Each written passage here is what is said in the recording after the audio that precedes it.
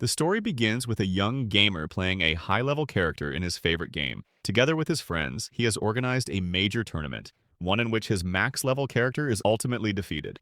Surprisingly, he feels absolutely no regret over this loss, as his friends are thoroughly enjoying the entire match. It is at this moment that he receives a special offer from the game's development team. Without giving it much thought, he accepts it, and that is where his life changes completely. The very next instant, he finds himself standing in a strange room, surrounded by people staring at him, as if they had just witnessed death right before their eyes. The situation becomes even stranger when he realizes that his body has transformed. He now inhabits the body of Lufus, the most dangerous and overpowered character in his own game.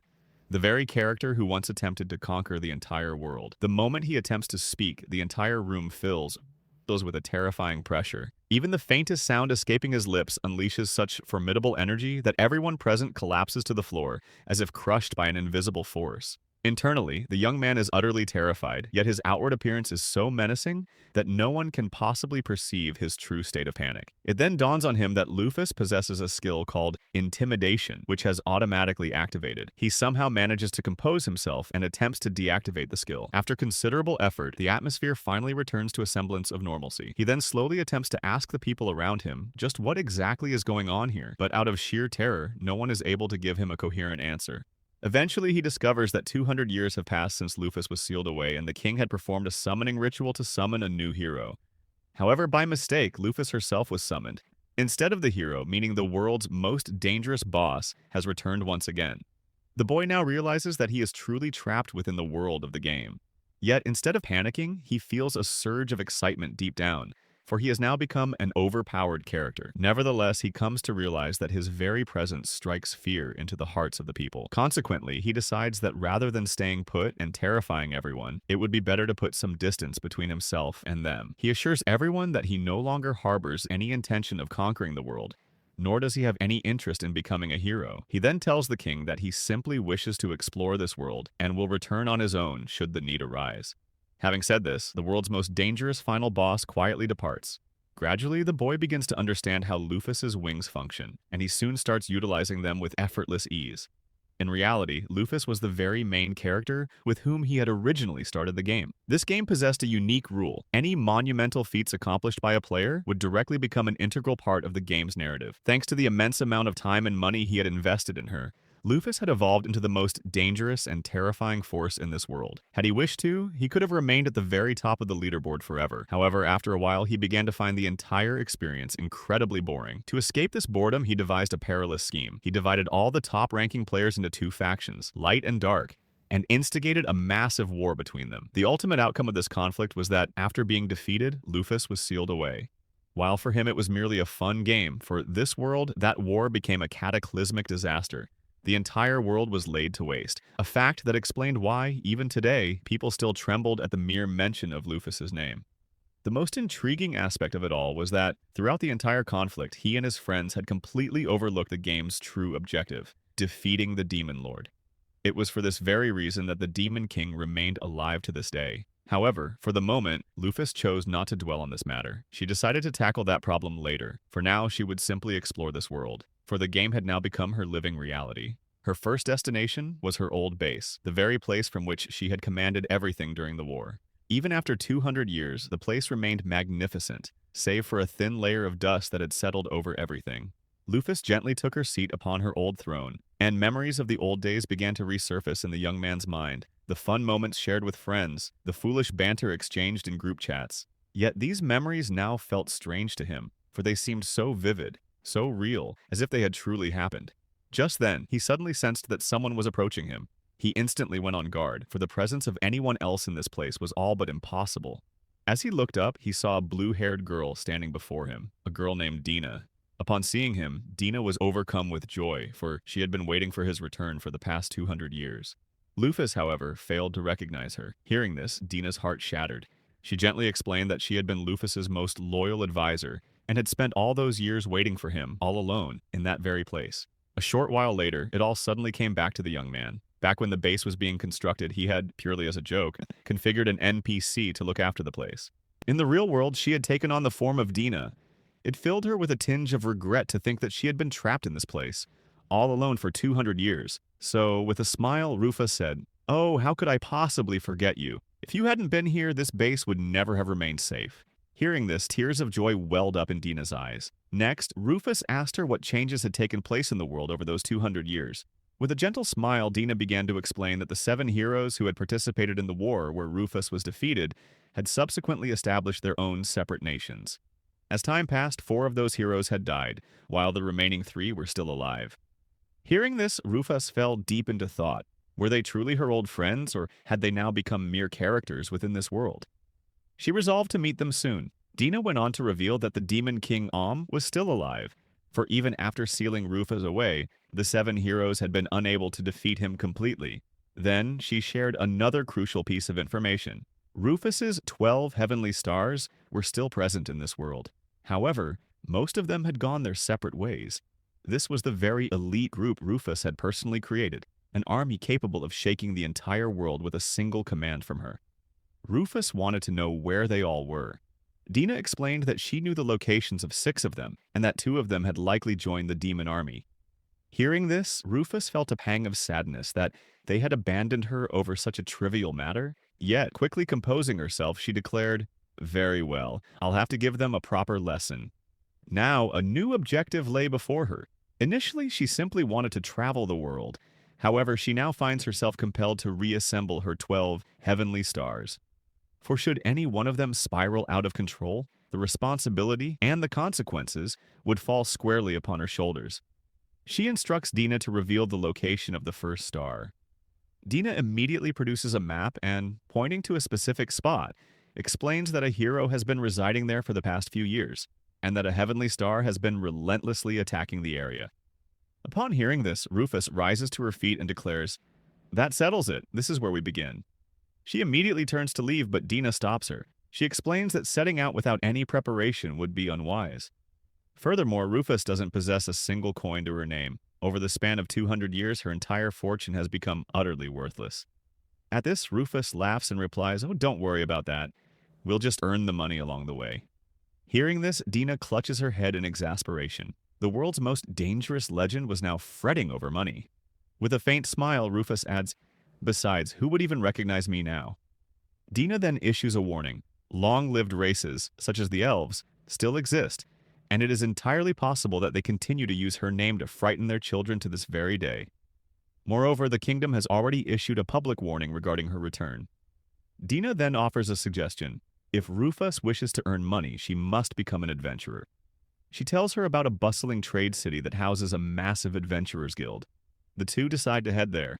However, one problem still remained: Rufus's jet black wings, which would instantly draw every eye in any crowd. Consequently, she conceals them beneath a large cloak. Doing so, however, makes walking difficult and leaves her feeling stifled and claustrophobic. Yet, she steels herself with a thought. A little discomfort is a small price to pay. For now, the real game is about to begin. A short while later, the two arrive at the Adventurers Guild. Standing at the entrance, Rufus suddenly comes to a halt. She feels as though she has returned to an old haunt, a place teeming with oddballs, misfits, and eccentric characters of every stripe. In fact, according to the game's lore, Rufus herself had once been an adventurer before she established the Dark Nation. Yet, the strange thing was that this was her very first visit to this particular guild. Why then did everything feel so eerily familiar? Dina calls out to her, "What's wrong? Is everything all right?" Rufus immediately snaps out of her reverie and replies, "Nothing at all. Come on, let's check the job board." The two make their way over to the job board. Dina's eyes land on a specific posting, a reward of 3,000 coins simply for locating a group of missing persons.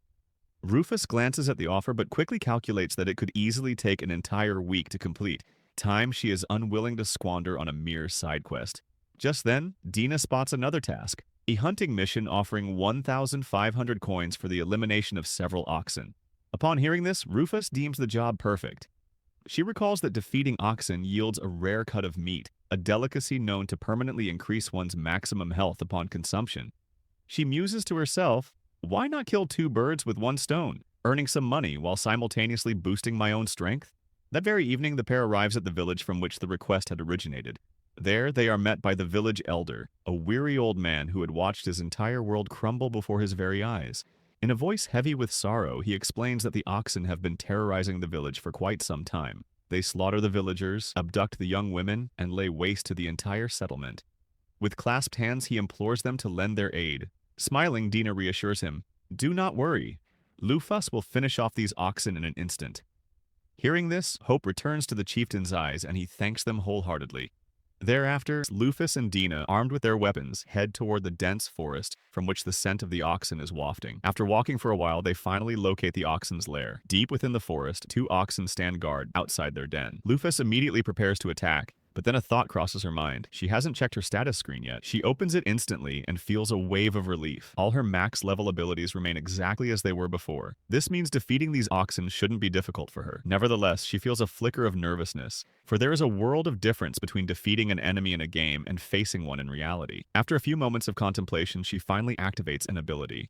Suddenly, several swords materialize around her. The very next instant, they shoot forward with lightning speed, slicing through the 2 guarding oxen.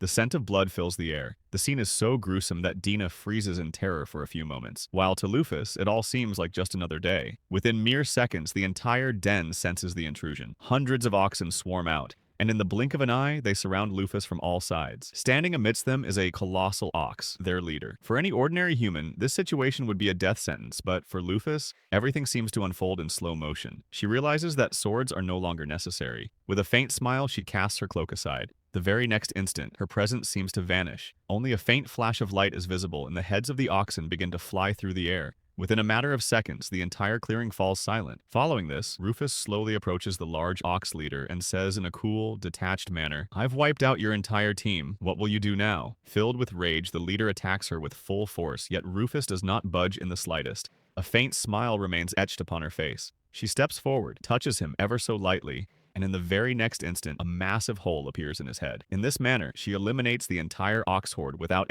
expending any significant effort. It was abundantly clear that she was indeed incredibly dangerous and powerful. For a moment, Dina simply stands there, staring at her in awe. Then, together, they begin harvesting the ox bodies. Rufus is delighted, for she discovers an ox tenderloin in pristine condition. Dina explains to her that the oxen's entire strength is concentrated within this specific part of their anatomy. If one were to acquire this section undamaged and consume it, that power would be directly transferred into their own body. Smiling, Dina remarks that she will prepare a special dish using it. She then proceeds to open several portals, one after another, and stores all the ox bodies inside them. Witnessing this, Rufus is slightly taken aback. She was aware that Dina possessed this ability, but seeing it utilized in such a practical and efficient manner was a distinct experience altogether. She muses to herself that, in the difficult situations that surely lie ahead, this teleportation skill would prove to be invaluable. Now, their next mission awaited them, to rescue the women who had been abducted by the oxen. A short while later, the pair arrives deep within the cave, where dozens of women are being held. Surprisingly, not a single one of them appeared to be injured. Rufus explains that, according to the game's lore,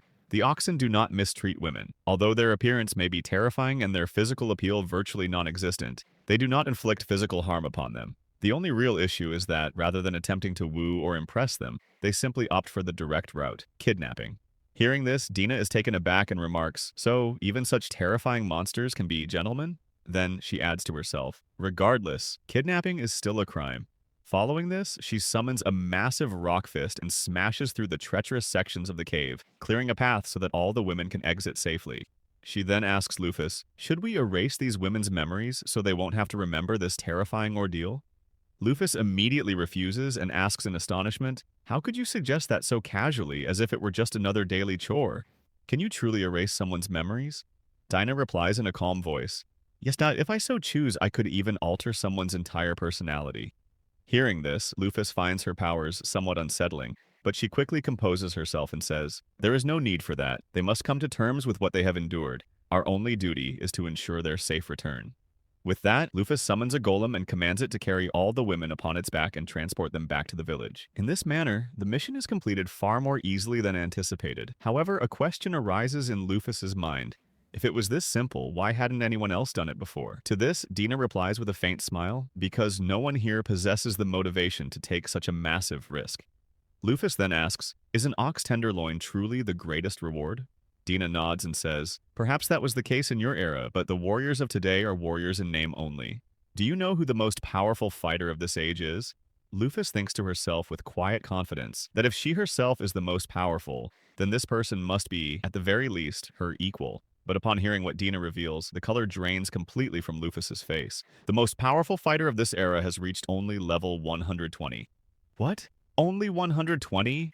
In her time, hundreds of players would easily reach levels exceeding 1,000. Dina explains, they were different, the true players of the previous era. They trained constantly, even forgoing sleep. But people today cannot do that. For them, this isn't a game, it is real life. They would die from the sheer exertion long before they could achieve such strength. Hearing this, Rufus gazes up at the sky, lost in thought. How could the world she once knew have become so weak? Then, she finds the answer herself. For her, it had all been a game where leveling up was commonplace, but for the people here, this is their actual lives, and no one is willing to risk their life solely for the sake of power. A short while later, the two return to the village. The villagers erupt in jubilation upon seeing the women who had been rescued. All the women express their heartfelt gratitude to Rufus. Seeing their happiness brings joy to Rufus as well, though she muses inwardly that if they were to discover her true identity, they would likely be terrified of her. The village chief presents them with their reward. Dina inspects it carefully, and the two prepare to continue on their journey. Just then, the chief asks hesitantly, "May we keep this golem? If another attack were to occur, it could protect the entire village." Rufus grants his request. Upon hearing this, the chief becomes visibly moved and says, "You two truly seem like messengers sent by the gods."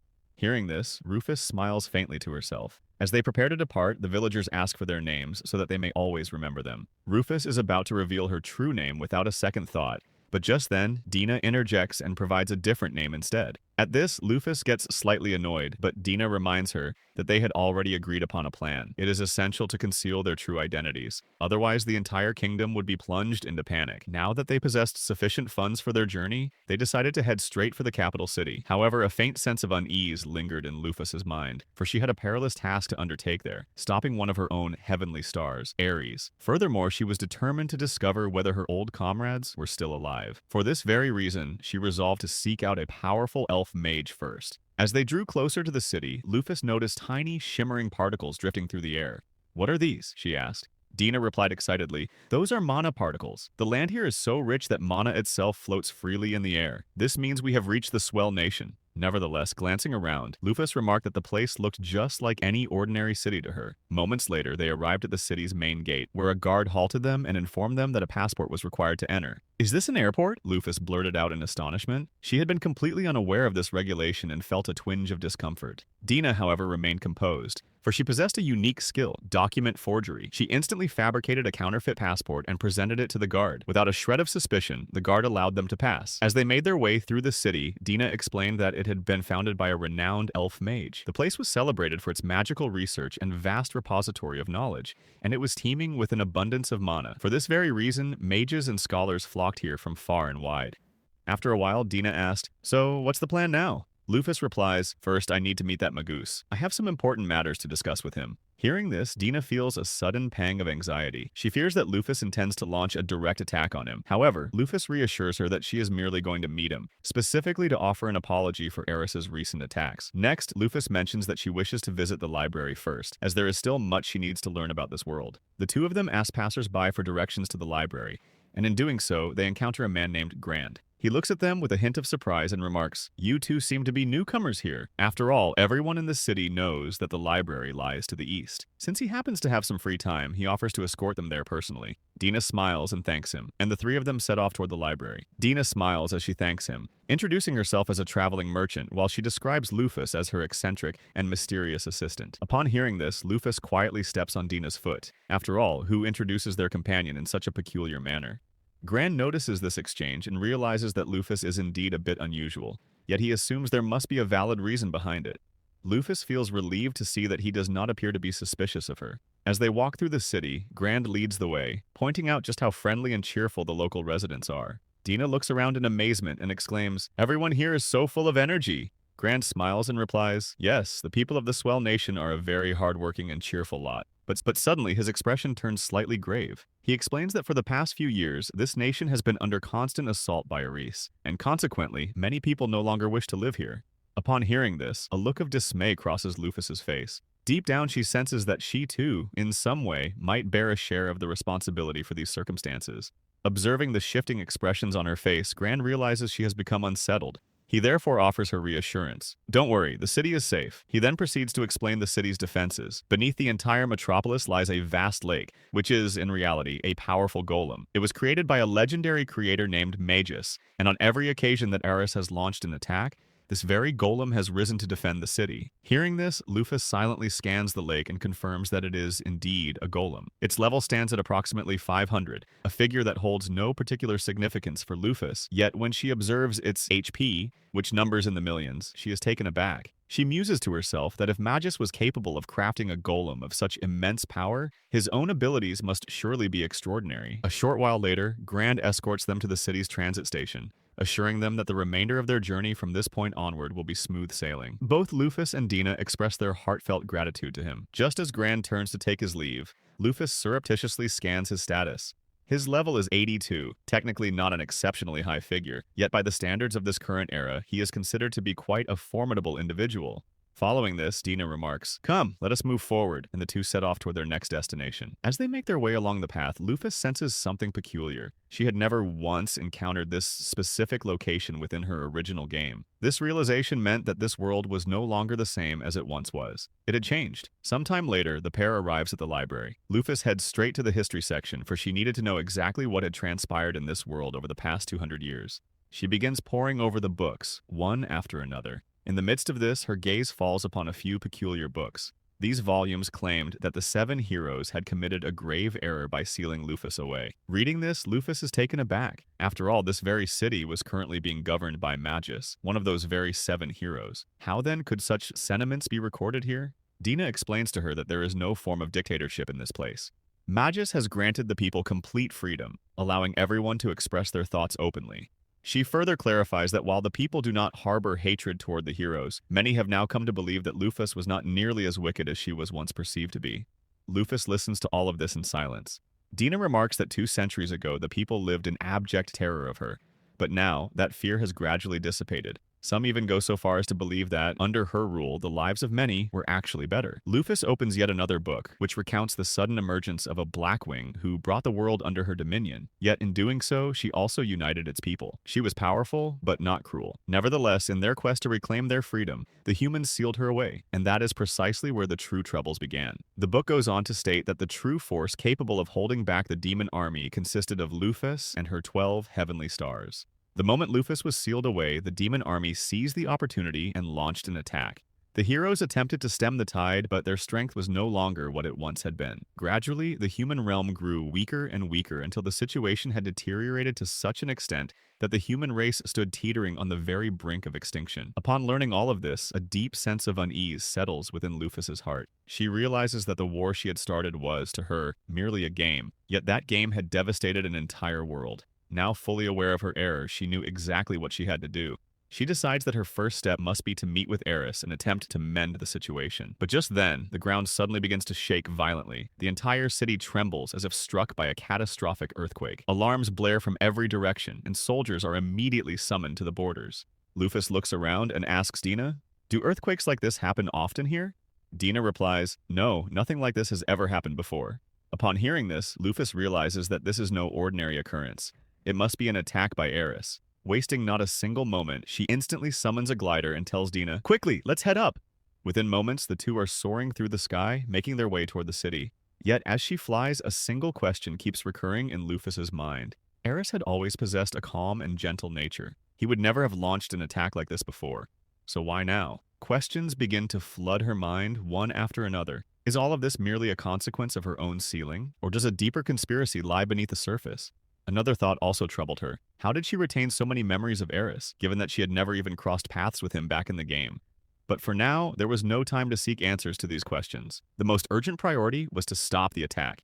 Stop Eris at any cost. At that moment, the story shifts to the past. Back then, Eris was merely a little lamb, wandering alone through the forest. It was during this time that he crossed paths with Rufus. Rufus was taken aback upon seeing him, for he was no ordinary creature, but a rainbow sheep. A rare and legendary being born only once every 500 years. Rufus slowly approached him, but the frightened Eris recoiled and began to weep. Fear and anguish were clearly reflected in his eyes. He had spent his entire life fleeing from both humans and demons, for his fleece was even more precious than gold. Seeking to reason with him, Rufus spoke. If you feel such sorrow over your plight, know that weeping will change nothing. If you wish to change your fate, you must learn to fight, otherwise you will spend your entire life running away. Her words left a profound impression on Eris. He wiped away his tears, and suddenly, mustering his courage, he launched an attack directly at Rufus herself. Rufus was initially surprised by this turn of events, but then she smiled faintly. She admired his spirit. She effortlessly parried his attack and said, "Come with me. One day, I shall rule over the entire world, and I want you to be my very first companion." When she asked for his name, Eris remained silent, for he had no name. Pondering for a moment, Rufus gazed up at the sky and declared, "From this day forth, your name shall be Eris." The story then returns to the present. Grand, along with his army, was advancing rapidly toward the front lines. It was abundantly clear that Eris had already set the stage for a massive offensive. As soon as they reached the front lines, they were confronted by a massive army of monsters advancing toward the city gates. Upon beholding such a colossal force, fear seized Grand's heart. He realized that halting it would be nearly impossible. It was then that he recalled the earthquake that had struck earlier. It had in fact been Eris's declaration of war. Rufus maintained a strict code that no attack was to be launched without prior warning, and Eris had adhered to that very rule. Moments later, the city's advance force arrived as well. Upon receiving the command, the mages and archers unleashed a torrent of arrows and magical attacks.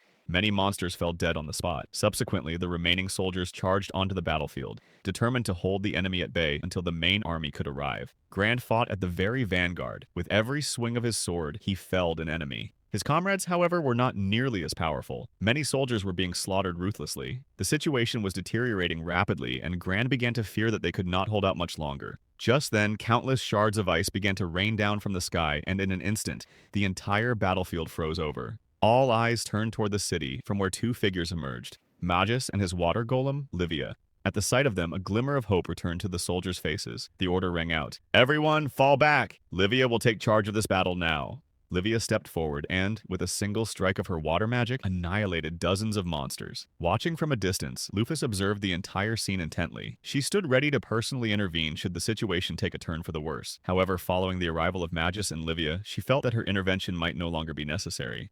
Rufus's gaze settled upon Magus. She murmured softly to herself, "Is he still as powerful as he once was?" She quietly checks his status and is shocked by what she sees. Magus was now reduced to a mere level 500, and he bore a strange curse, the Curse of the Vanquished. Rufus spends a moment trying to process this information, then asks Dina, "Do you know anything about this curse?" After thinking for a moment, Dina replies, "I heard a rumor once that when the 7 heroes failed to defeat the Demon Lord, a terrible curse was cast upon them. This curse permanently sealed away half of their power." Upon hearing this, the expressions on both their faces turned grave. The situation was now clear. If Livia were to lose, the destruction of the city was inevitable. Suddenly, the ground begins to tremble violently, and a colossal figure emerges from the direction of the mountains. It was none other than Eris. At the sight of him, the entire battlefield is once again engulfed in the tension of war. Eris and Livia now stand face to face, and the clash begins. Magus was fully confident that Livia would emerge victorious, for Eris's element was fire, while Livia was the master of water. Livia unleashes a powerful water spiral attack, forcing Eris to stumble back a few steps. But in the very next instant, Eris hurls a massive fireball with all his might. At first, everyone assumes he has missed his mark. However, his true target was not Livia, but Magus, who stood there completely unprotected. Just as the dangerous attack is about to strike Magus, Livia moves with lightning speed and, using her water magic, extinguishes the flames in a single instant. With the immediate danger averted, Magus issues an immediate command. "Livia, turn the entire battlefield into a tidal wave." In the very next moment, a colossal wave of water surges toward Eris, but Eris activates his Flame Hope skill, leaps into the air, and charges straight toward Magus. Magus immediately erects a barrier in front of himself, but, operating at only half his strength, it cannot hold out for long. Eris's flames gradually begin to shatter the shield. At the same time, Livia attacks from behind and grabs Eris by the throat. Eris falls completely under his grip. Seeing this, the soldiers start shouting excitedly, "Kill him!" Dina nervously asks, "What will happen now?" Rufus replies in a calm voice, "Livia will win this fight, but that doesn't mean she will win the war." Dina asks in surprise, "What do you mean?" Rufus explains, "Livia is almost out of energy. I'm pretty sure this was Eris's original plan. He knew he couldn't defeat her in a straight fight, so a move was made to weaken him. He was just waiting for the right opportunity." Rufus had understood all this. "Impressive, Eris, but I won't let you win," she said with a small smile. The next moment, she holds Dina's hand and jumps straight into the battlefield. Meanwhile, Eris is preparing his next powerful attack, but before he can do anything, Lufus spins in the air and gives him a strong kick, causing him to fall straight across the mountains. The entire field becomes silent for a moment. The soldiers, the Magi, even Dina are left puzzled. Who is this mysterious girl? Lufus hides her identity and says, "Don't ask questions yet. I will deal with Eris myself. And be careful, he is not alone. Someone else is provoking him." Saying this, she quickly flies toward the mountains. As soon as she approaches Eris, Eris asks in surprise, "Who are you?" Lufus herself is a little surprised. Hey, he can even speak? She then activates her intimidation skill. Feeling that heavy pressure, Eris's eyes widen. "No, this can't be possible. Babaplo! Master is dead long ago." Enraged, Eris attacks him with full force. After 200 years, he had found an opponent who was worthy of him. He charges at full speed, causing the ground to tremble and pushing Lufus back several meters. But then Lufus stops him with just one hand. "Not bad. You have made a lot of progress." Eris applies more force, but Lufus does not budge. "You look so cute working so hard," she says jokingly. The next moment, she grabs his head and throws it into the sky and herself flies after him. "Come on, let's do some painting." Then she gives him a powerful punch, one as powerful as several trucks colliding. Eris falls towards the ground, but Lufus hits her on the chin again and throws her into the air. The entire field is stunned to see this strange but dangerous fight. Eventually, Lufus throws him hard on the ground. Just then, Eris's body begins to burn with blue fire. Her final attack mode had been activated. Lufus smiles and says, "Okay, now the real fun will begin."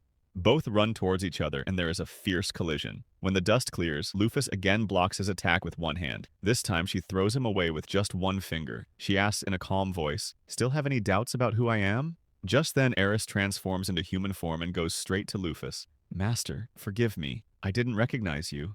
Lufus is shocked. When did he become such a big fanboy? He remembers a joke from his old days when he jokingly called Eris a fanboy. After apologizing for about 20 minutes, Eris calms down. Lufus checks his status. His level was the same, but his abilities had increased significantly. Lufus says, "Listen, I have come to take back my 12 Hamili stars, and you are the first star. Don't refuse." Eris immediately responds, "It is my honor, Master." Then he suddenly asks, "But Master, who is that blue-haired girl?" Lufus is shocked. "Seriously? Don't you even remember?" Dina gets angry and says, "Hey, I was always with Lufus." Eris says innocently, "Oh, the one standing in the background? I thought it was a statue." "No, Master. It is a matter of honor for me." Hearing this, poor Dina goes to a corner and sits sadly.